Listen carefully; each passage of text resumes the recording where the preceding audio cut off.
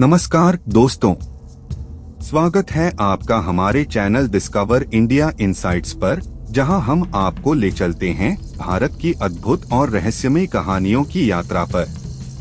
स्वर्ग, क्या यह केवल अच्छाइयों का स्थान है? क्या बुरे कर्मों के बाद किसी को स्वर्ग मिल सकता है?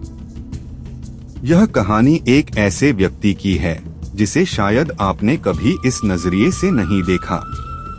दुर्योधन, एक ऐसा नाम जो महाभारत के युद्ध में अधर्म, बुराई और कुकर्म का प्रतीक बना। लेकिन क्या आप जानते हैं कि इस बुरे व्यक्ति को युद्ध के बाद नरक नहीं बल्कि स्वर्ग का वरदान मिला? क्या यह एक अद्भुत रहस्य है या फिर कोई गहरी साजिश? एक ऐसा सत्य जिसे महाभारत के युद्ध से परे जाना जाता है। आखिर क्यों बुरे कर्मों के बावजूद दुर्योधन को स्वर्ग का मार्ग मिला? यह रहस्य आपको हैरान कर देगा। जानिए इस दुर्योधन के स्वर्ग के सफर की असली वजह। क्या आपने कभी सोचा था कि एक शैतान को भी स्वर्ग मिल सकता है? इस वीडियो में हम उस रहस्य का खुलासा करेंगे जो इतिहास में एक गहरे घाव की तरह है। क्या दुर्योधन का स्वर्ग जाना एक संकेत है हमारे कर्मों की गहरी समझ का? यह कहानी आपको सोचने पर मजबूर कर देगी। तो आइए इस रहस्य को सुलझाते हैं और जानते हैं कि दुर्योधन को आखिर क्यों मिला स्वर्ग। दुर्योधन, एक ऐसा नाम जिसे सुनते ही हमारे दिलों में नफरत और क्रोध का एहसास होता है। वह राजा जो पांडवों के साथ किए गए हर अन्याय के लिए जिम्मेदार था। उसका जीवन संघर्ष, शक्ति की तलाश और अहंकार से भरा हुआ था। दुर्योधन का जन्म था हस्तिनापुर में, जहां उसे एक राजकुमार की तरह पाला गया। लेकिन उसका बचपन पांडवों के साथ प्रतिस्पर्धा और ईर्ष्या से भरा था। वह अपने भाइयों, खासकर युयुत्सु और भीम के खिलाफ हमेशा कुछ न कुछ गलत करता रहा।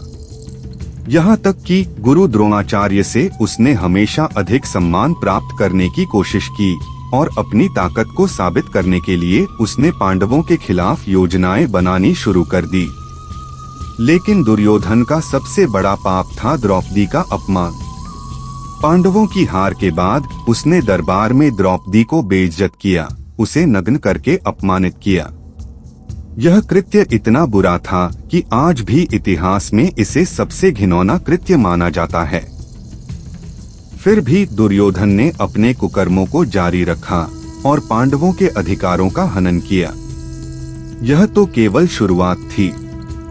दुर्योधन ने पांडवों के साथ किए गए छल, झूठ और धोखाधड़ी की कई घटनाओं को अंजाम दिया। फिर आया महाभारत का भीषण युद्ध, जहां उसने पूरी ताकत से पांडवों के खिलाफ युद्ध किया। पर क्या केवल युद्ध ही उसकी बुरी नियत और कर्मों को साबित करते हैं? महाभारत के युद्ध में दुर्योधन की मृत्यु के बाद उसकी आत्मा का सामना यमराज से हुआ। यमराज जो हमारे अच्छे और बुरे कर्मों का हिसाब रखते हैं, उन्हें यह तय करना था कि दुर्योधन को नरक में भेजा जाए या स्वर्ग में। दुर्योधन का कर्म पुस्तक यमराज के पास था, जिसमें उसके सभी पाप और पुण्य दर्ज थे। लेकिन यमराज का निर्णय बहुत ही आश्चर्यजनक था। दुर्योधन के पाप निश्चित रूप से बहुत अधिक थे।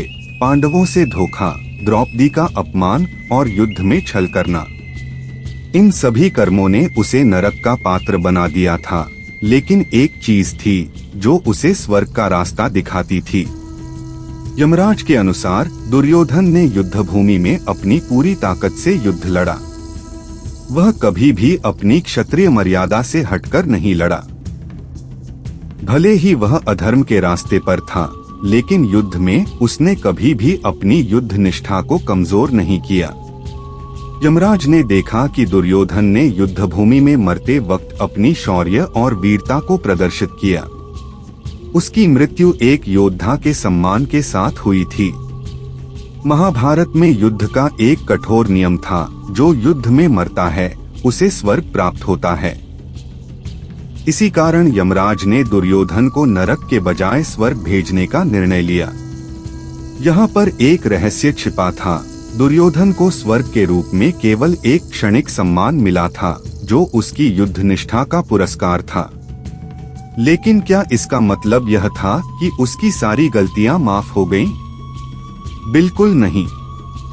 स्वर्ग में उसे केवल एक अस्थायी स्थान मिला, जिससे वह अपने कर्मों का पूर्ण फल प्राप्त कर सके। यमराज ने दुर्योधन को स्वर्ग तो भेजा, लेकिन उसे यह संदेश भी दिया कि उसकी बुरी नियत और गलत कर्मों का भुगतान वह भविष्य में जरूर करेगा।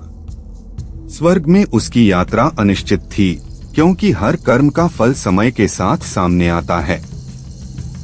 स्वर्ग और नरक का संतुलन हमेशा से एक बड़ा रहस्य रहा है।